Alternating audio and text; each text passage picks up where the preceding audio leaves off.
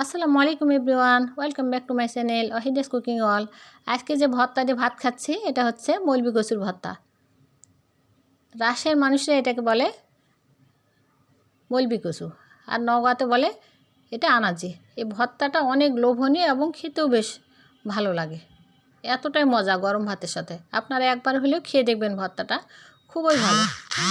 এবং এই ভর্তাতে প্রচুর পরিমাণে আয়রন আছে। সপ্তাহে অন্তত একবার এই ভর্তাটা খাওয়া উচিত আমাদের, আয়রনের চাহিদা পূরণ করবে।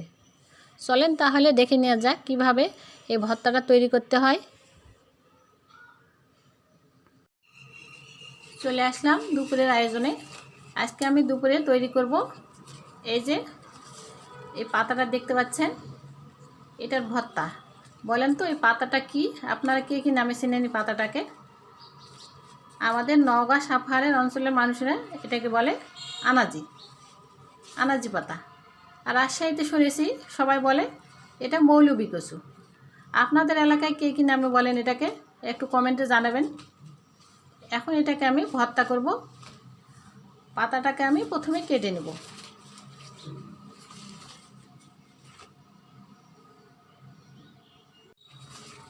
কেটে নিচ্ছি পাতাটাকে।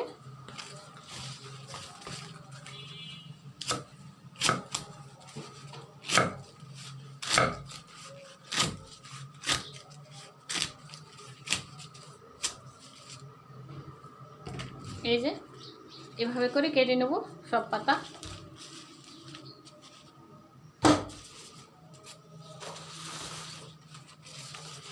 এই যে দেখেন এই পাতাটা বিশাল বড়, অনেক বড়। এটাকেও আমি ওভাবে কেটে নেব।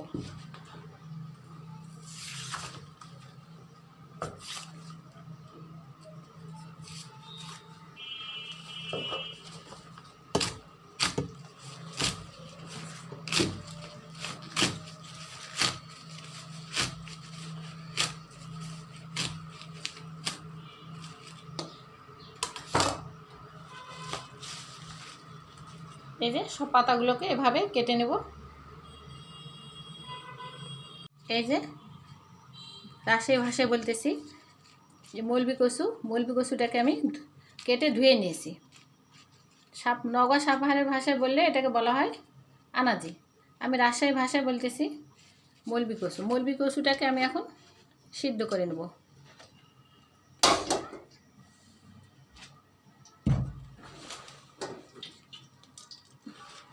ধোয়া মৌলবি কচুটাকে দিয়ে দিলাম।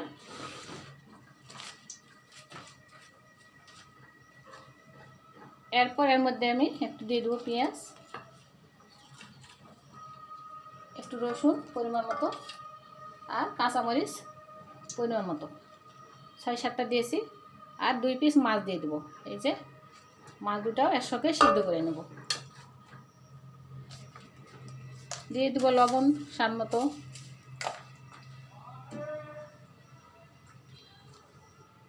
একটু হলুদ দেবো পরিমাণ মতো,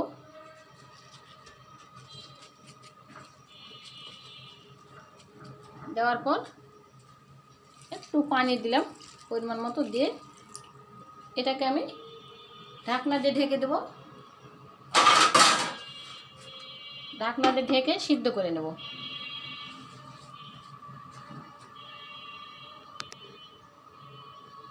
এই যে সিদ্ধ হয়ে গেছে পাতাগুলো। এখন এটাকে আমি নামিয়ে নেব। নামিয়ে নিয়ে মাছের কাঁটাগুলো বেছে নেব। পানিটাও শুকিয়ে গিয়েছে।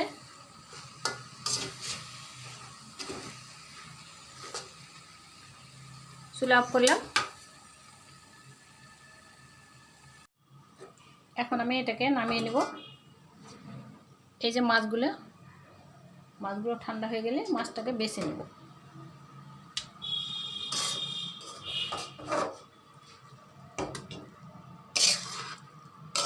সুন্দর হয়ে সিদ্ধ হয়ে গেছে। এখন আমি মাছের কাঁটাটা বেছে নেব।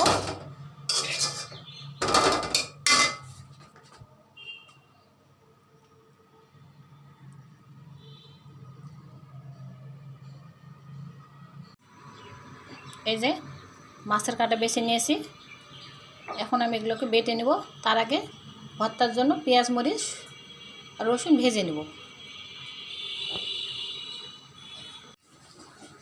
চুলায় লোহার কড়াই বসিয়ে দিয়েছি। এখন আমি এখানে দিয়ে দেবো শুকনো মরিচ 6-7টা,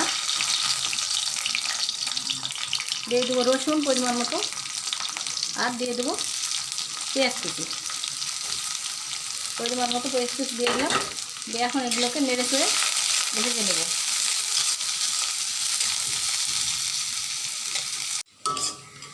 এই যে পেঁয়াজ মরিচ ভাজা আমার হয়ে গেছে।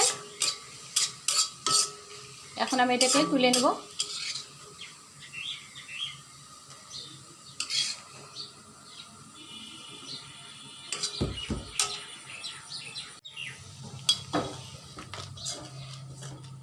তুলে নিলাম। এখন আমি এটাকে পাটাতে বেটে নেব। আপনারা চাইলে ব্লেন্ডারেও ব্লেন্ড করে নিতে পারেন।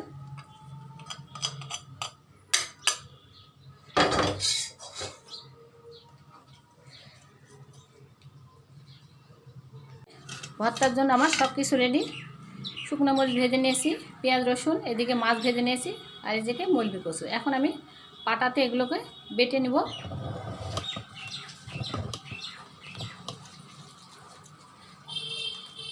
পাটাতে দিয়ে দিলাম।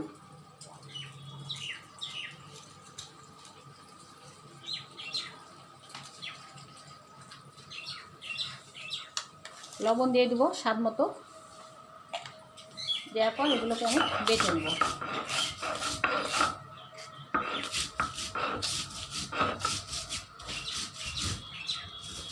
একটু ঝাল ঝাল করে দিব।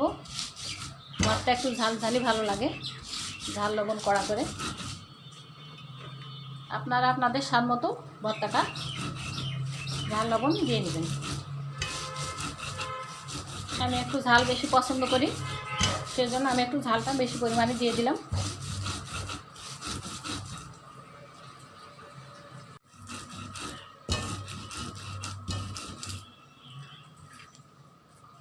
হয়ে গেছে বাটা। এখন আমি মাছ আর মুরগি কষিটা বেটে নেব। মাছটা দিলাম, তার সাথে মুরগি কষিটাও দিয়ে একসঙ্গে করে বেটে নেব।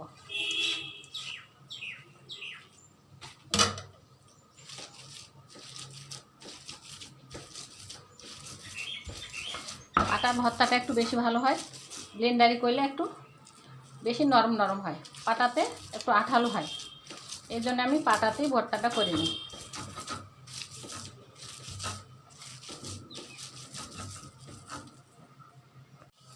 এই তো ভর্তা বাটা আমার হয়ে গেছে। এখন আমি ভর্তাটাকে মাখিয়ে নেব।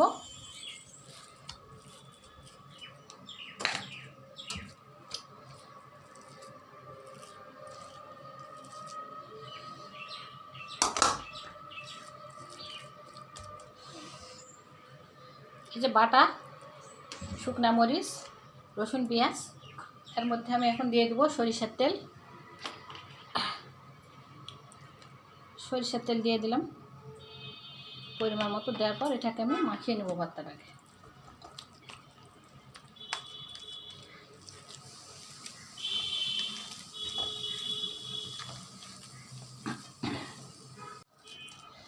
এই যে ভর্তা মাখানো আমার হয়ে গেছে।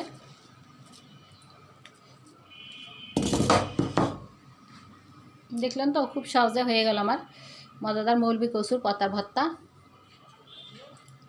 এখন এটা গরম ভাতের সাথে খাওয়ার পালা। এখন আমি একটু খেয়ে দেখাই কেমন লাগতেছে ভর্তাটা। এই ভর্তাতে প্রচুর পরিমাণে আয়রন আছে।